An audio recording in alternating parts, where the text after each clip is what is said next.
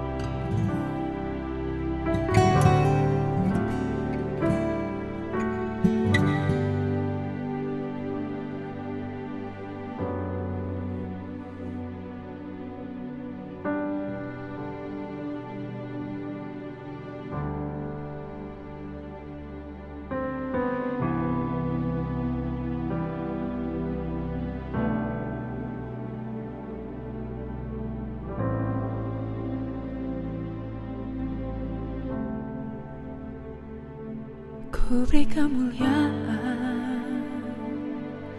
dan hormat, ku angkat suara pujian, ku agungkan nama-Mu. Ku beri kemuliaan dan hormat, ku angkat suara pujian, ku agungkan nama-Mu. Sebab Kau besar, perbuatan-Mu ajaib, tiada seperti Engkau, tiada seperti Engkau. Sebab Kau besar, perbuatan-Mu ajaib, tiada seperti Engkau, tiada seperti Engkau.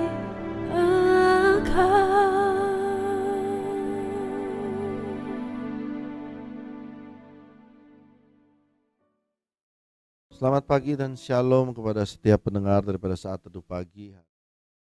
Sampai Amsal 25 adalah Amsal kumpulan-kumpulan Amsal Salomo atau quotes-quotes dari Salomo yang dikumpulkan menjadi satu kumpulan. Ini masih termasuk Amsal 11 sampai 25 dan ini Amsal 12. Mari kita mulai. Ayat pertama, siapa mencintai didikan, mencintai pengetahuan, tetapi siapa membenci teguran adalah dungu. Ayat 2, orang baik dikenan Tuhan, tetapi penipu dihukumnya. Ayat 3, orang tidak akan tetap tegak karena kefasikan, tetapi akar orang benar tidak akan goncang. Ayat 4, istri yang cakap adalah mahkota suaminya, tetapi yang membuat malu adalah seperti penyakit yang membusukkan tulang suaminya. Luar biasa ya, istri yang cakap adalah mahkota suami, tetapi istri yang membuat malu adalah seperti penyakit yang membusukkan tulang suaminya. Ayat 5, rancangan orang benar adalah adil, tujuan orang fasik memperdaya. Ayat 6, perkataan orang fasik menghadang darah, tetapi mulut orang jujur menyelamatkan orang. Ayat 7, orang fasik dijatuhkan sehingga mereka tidak ada lagi, tetapi rumah orang benar berdiri tetap. Ayat 8, setiap orang dipuji seimbang dengan akal budinya, tapi orang yang serong hatinya akan dihina. Lebih baik menjadi orang kecil tetapi bekerja untuk diri sendiri daripada belaga orang besar tetapi kekurangan makan. Ini bagus sekali ya, Amsal 12 ayat 9. Kita nggak usah bergaya-bergaya jadi orang, harus menunjukkan diri hebat, tetapi ternyata Amsal menulis lebih baik menjadi orang kecil tetapi bekerja untuk diri sendiri. Artinya kamu gak kekurangan daripada kamu bergaya jadi orang besar tapi ternyata bohong semua. Ini bagus sekali ya, dan saya berharap kita semua belajar dari Amsal di era-era saat ini. Ayat 10, orang benar memperhatikan hidup hewannya, tetapi belas kasihan orang fasik itu kejam. Jadi bahkan orang benar pun itu ditulis memperhatikan hidup hewannya, atau binatang peliharaannya pun diperhatikan. Itu tulis di Amsal. Ayat 11, siapa mengerjakan tanahnya akan kenyang dengan makanan, tetapi siapa mengejar barang yang sia-sia tidak berakal budi. Siapa mengerjakan tanahnya akan kenyang dengan makanan, tapi siapa mengejar barang sia-sia tidak berakal budi. Ini lihat ya, Amsal menuliskan 2 kali, dia tulis lebih baik menjadi orang kecil tetapi bekerja untuk diri sendiri. Lalu setelah itu ayat 11 dia tulis siapa mengerjakan tanahnya akan kenyang dengan makanan. Jadi artinya kadang-kadang Tuhan sudah kasih kita satu pekerjaan. Bukan, kadang-kadang saya tidak bilang Tuhan juga ya, kadang-kadang kondisi membuat kita mengerjakan sesuatu. Ada orang yang lulus dari kuliah, dia ya melakukan pekerjaan yang berbeda mungkin dengan jurusannya. Atau ada orang yang mendapatkan pekerjaan yang dia rasa aduh ini kurang ideal. Perhatikan baik-baik, Amsal menuliskan, Salomo ya orang berhikmat menuliskan, siapa mengerjakan tanahnya. Dia tidak sebut tanah yang ideal, tanah yang sesuai keinginan. Tapi kalau kamu ada satu pekerjaan, ada satu usaha, apapun itu ideal atau tidak ideal, kerjakanlah itu sungguh-sungguh. Daripada bersungut-sungut, kerjakanlah itu sungguh-sungguh. Kalau kamu melakukannya sungguh-sungguh, Amsal Salomo menulis, kamu akan kenyang dengan makanan. Paling tidak makanan itu tidak akan kurang. Saya bertemu dengan orang yang jual pisang goreng, kalau dia melakukan dengan sungguh-sungguh jual pisang goreng bisa jadi besar. Tetapi siapa mengejar barang yang sia-sia tidak berakal budi. Artinya mengejar barang sia-sia itu selalu melihat akan punyanya orang lain. Wah, seandainya Anda misalnya kerja sebagai menjual makanan, lalu Anda lihat, wah saya pengen dagang saham. Waduh, dia pengen, tetapi tidak belajar dulu. Hanya pengen terus. Dan setiap hari hanya pengen terus, disebut tidak berakal budi. Karena kamu mengejar barang yang sia-sia. Tapi kamu tidak mengerjakan bagian kita. Ayat 12, orang fasik mengingini jala orang benar, tapi akar orang benar mendatangkan hasil. Ayat 13, orang jahat terjerat oleh pelanggaran bibirnya, tetapi orang benar dapat keluar dari kesukaran. Nah, saya berdoa saudara semua, kalau ada yang dalam kesukaran, orang benar dapat keluar dari kesukaran, termasuk kita semua. Ayat 14, setiap orang dikenyangkan dengan kebaikan oleh karena buah perkataan, dan orang mendapat balasan daripada yang dikerjakan tangannya. Ya. 2 hal di sini ditulis, kamu akan dikenyangkan dengan kebaikan oleh mulut. Mulut ini harus penuh berkat. Hari ini saya memberkati saudara, diberkatilah pekerjaan tangan saudara, diberkatilah keluarga saudara, saudara tidak akan kekurangan, saudara akan diberkati pekerjaan sehingga makan sampai kenyang, keluargamu dipelihara oleh Tuhan, itu ucapan berkat. Tetapi orang mendapat balasan daripada yang dikerjakan tangannya. Jadi rupanya selain mulut juga harus ada tangan yang bekerja. Ini ditulis oleh Amsal Salomo. Kalau cuma mulut saja terus berbicara tanpa tangan, tidak ada balasan yang diberikan oleh alam ini. Itulah yang diajarkan oleh Salomo. Jadi engkau berkata, diberkatilah engkau, diberkatilah pekerjaanmu, diberkatilah usahamu, tapi tanganmu harus bekerja. Maka engkau akan mendapatkannya. Jadi mulut dan juga tangan ini menjadi 2 hal yang akan memberikan kita kebaikan dan balasan akan kehidupan. Lalu selanjutnya ayat 15, jalan orang bodoh lurus dalam anggapannya sendiri, tetapi siapa mendengarkan nasihat ia bijak. Ayat selanjutnya, bodohlah orang yang menyatakan sakit hati seketika itu juga, tetapi bijak yang mengabaikan cemooh.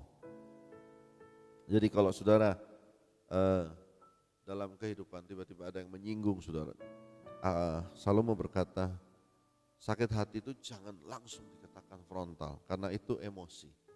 Jaga emosi kita. Ayat 17, siapa mengatakan kebenaran menyatakan yang adil, tapi saksi dusta menyatakan tipu daya. Ayat 18, ada orang yang lancang mulutnya seperti tikaman pedang, tetapi lidah orang bijak mendatangkan kesembuhan. Ayat 19, bibir yang mengatakan kebenaran tetap untuk selama-lamanya, tetapi lidah dusta hanya untuk sekejap mata.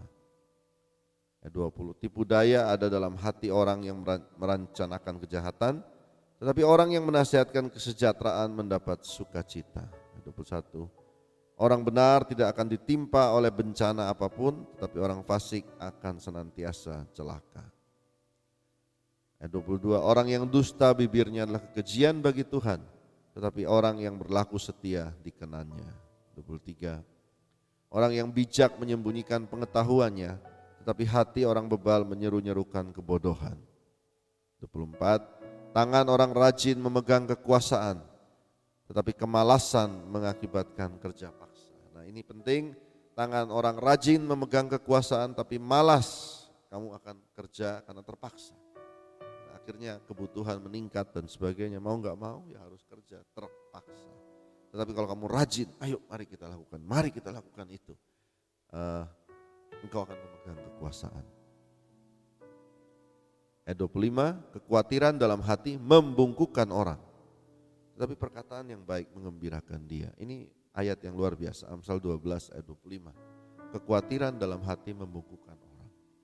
Saya pernah satu waktu mengalami satu depresi khawatir yang sangat akan satu keadaan penyakit ya dalam kehidupan.